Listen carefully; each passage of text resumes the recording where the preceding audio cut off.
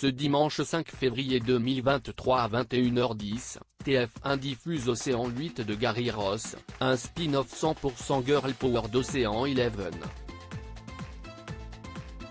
Pour l'occasion, la production a eu l'autorisation de tourner dans ces lieux prestigieux new-yorkais.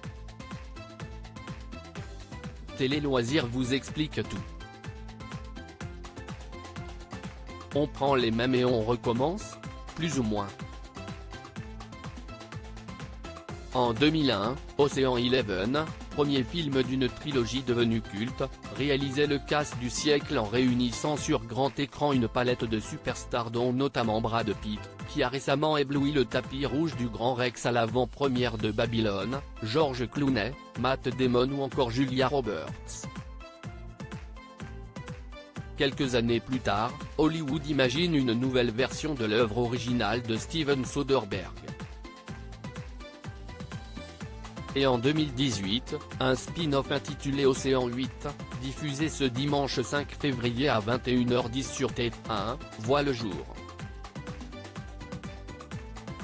Il consiste tout simplement à reprendre l'histoire d'Océan Eleven, avec des femmes. Et quelles femmes ? Sandra Bullock, Cate Blanchett, sacrée à la dernière Mostra de Venise, Rihanna, Anne Hathaway. Elles sont toutes là. Girl power. Debbie Ocean, Sandra Bullock, sœur de Daniel Ocean interprétée par George Clooney dans Océan Eleven, a enfin purgé sa peine de 5 ans de prison. Une affaire de famille chez les Océans, nous direz-vous. Elle a ainsi profité de ses longues années de détention pour élaborer minutieusement le casse du siècle. La mission ? Dérober un collier de diamants d'une valeur de 150 millions d'euros durant le Met Gala, le prestigieux événement annuel organisé par le Metropolitan Museum of Art, Met, de New York. Mais si ne vous savez, l'influenceuse Lena Situation et l'actrice Camille Cotin y ont même été conviées l'année dernière.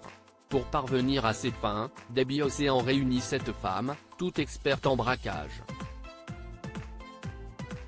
Du strass et des paillettes. La ville de New York est ainsi choisie comme cadre de l'intrigue.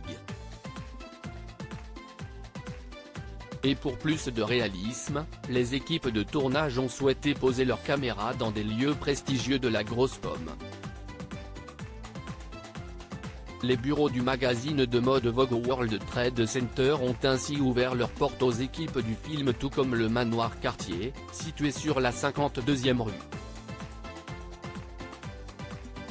Une anecdote loin d'être surprenante étant donné le rôle qu'a tenu l'historique maison joaillière française dans Océan 8.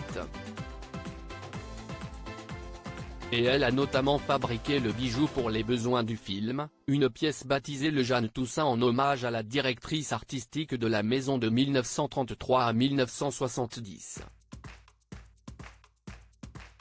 Pour la petite histoire, le long-métrage s'inspire d'une véritable gemme conçue par Jacques Théodule Cartier, aujourd'hui disparu. À lire aussi Océan 8, TMC, robe de créateur, diamant légendaire. Découvrez les secrets du film.